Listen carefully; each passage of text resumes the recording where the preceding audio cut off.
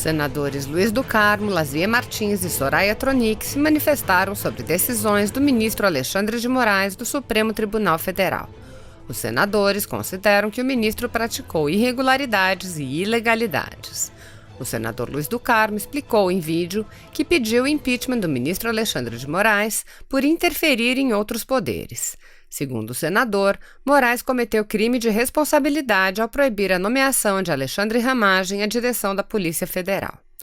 O senador Lazier Martins, por sua vez, apontou irregularidades nas decisões do ministro Alexandre de Moraes em relação à quebra de sigilo de parlamentares, violando a Constituição Federal, que determina que parlamentares são invioláveis civil e penalmente por suas opiniões, palavras e votos. Já a senadora Soraya Tronic afirmou que o inquérito 4781, conduzido por Alexandre de Moraes, é uma aberração jurídica. A senadora afirmou: é inconcebível a instauração por quem vai julgar e executar. É uma ruptura com a ciência jurídica, com o papel do magistrado, com a democracia. O Senado tem o dever de agir. Já há diversos pedidos de impeachment de ministros do Supremo, mas o presidente do Senado, Davi Alcolumbre, recusa-se a dar andamento aos processos. Assista. Tudo bem?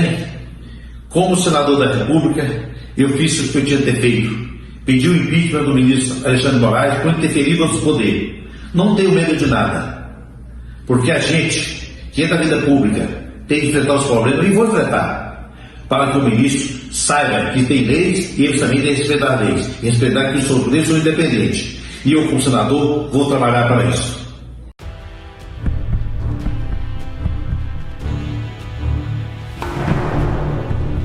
Alô, amigos.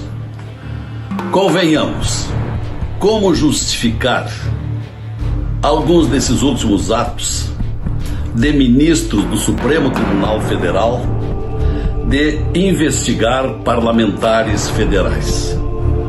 Se o artigo 53 da Constituição brasileira garante que os parlamentares são invioláveis nas suas opiniões, palavras e votos, então como justificar esse ato recente do ilustre ministro Alexandre de Moraes de mandar quebrar o sigilo bancário de 10 deputados federais e um senador por suposta participação em atos e difusão de notícias falsas?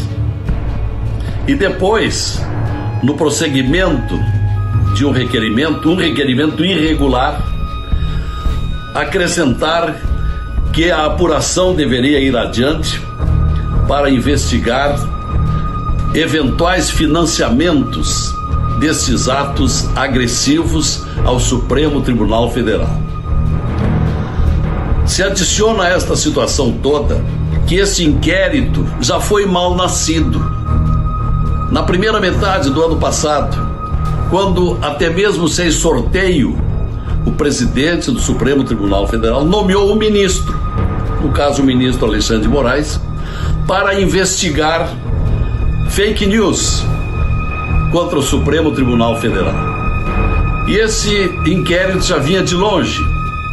Agora, ultimamente, um novo inquérito que envolve agora esse ato ilegal de quebrar sigilo de deputados e senadores, que são alegadamente suspeitos de ajudarem a financiar atos contra o Supremo Tribunal Federal. É escancarado, é palpável que nós estamos diante de excessos do Supremo Tribunal Federal. Para ser suave, na verdade são atos abusivos. Isto não condiz com o comportamento da Suprema Corte, que deve ser a instituição a primeira a observar a legislação e, sobretudo, a Constituição brasileira, da qual o Supremo deve ser o guardião. É por esta e por outras razões que de algum tempo para cá são incontáveis os pedidos de impeachment de inúmeros brasileiros pedidos de impeachment contra ministro do Supremo Tribunal Federal, por desagrados, por comportamentos inaceitáveis que têm ocorrido.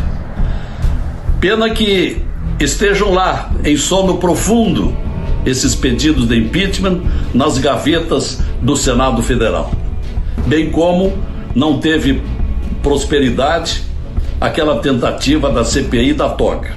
Então é preciso repensar os próprios ministros. Será que não se convence alguns deles que há vários e vários meses, quem sabe até alguns anos, não estão correspondendo à confiabilidade, ao orgulho que os brasileiros precisam ter da nossa Suprema Corte? Vamos continuar pensando sobre estas coisas. Até a próxima.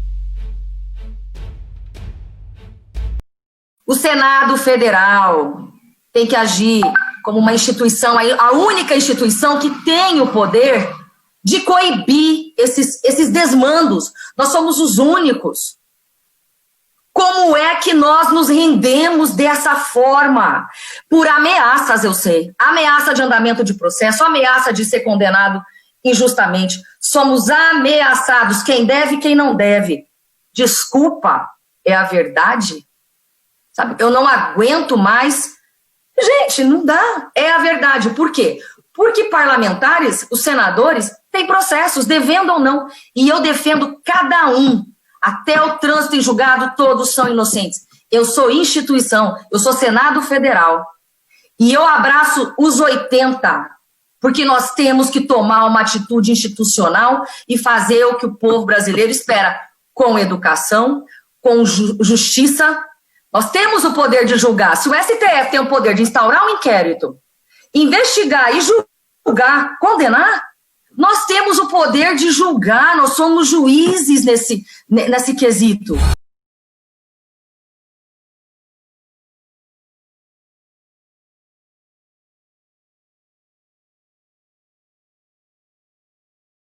Mas se a economia desacelera, tem um setor no Brasil que comemora crescimento. É o agronegócio, que agora vai contar com mais de 236 bilhões de reais para assegurar os bons números, mesmo em meio à pandemia. Os recursos são do Plano Safra e vão apoiar pequenos, médios e grandes produtores.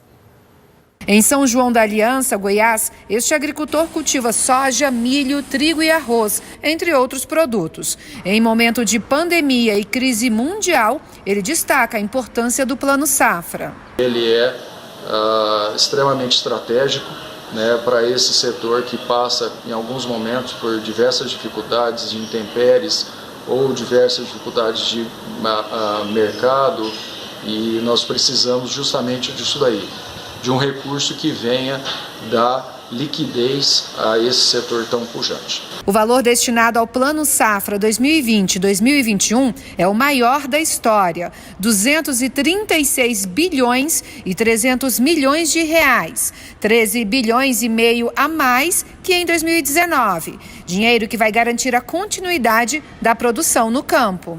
Nessa pandemia, o campo não parou.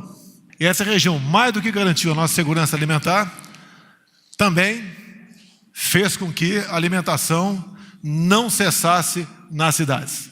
Há recursos para os pequenos, médios e grandes produtores. Os juros são reduzidos e vão de 2,75% a 6%. Os financiamentos podem ser contratados de 1º de julho de 2020 a 30 de junho de 2021. Destacamos as boas previsões para este ano que vem. Um aumento de área plantada e a colheita da safra recorde de grãos. Esta safra, nós estimamos que ela fechará em 250,5 milhões de toneladas, 3,5% superior à safra passada. O Seguro Rural vai ter à disposição 1 bilhão e 300 milhões de reais, 30% a mais que na safra anterior. O governo estima que o valor vai possibilitar a contratação de quase 300 mil apólices e a cobertura de 21 milhões de hectares. O seguro protege o agricultor principalmente contra fenômenos climáticos, como seca e enchente.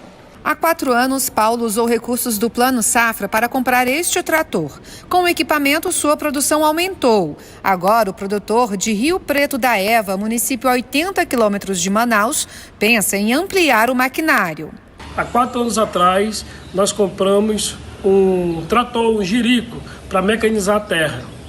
E com isso nós conseguimos aumentar a nossa produtividade por hectare, porque nós aproveitamos melhor a nossa área. E o negócio foi tão bom que agora, depois de 4 anos, já estamos pensando em trocar de equipamento, comprar um trator maior ainda para trabalhar mais, para fazer mais.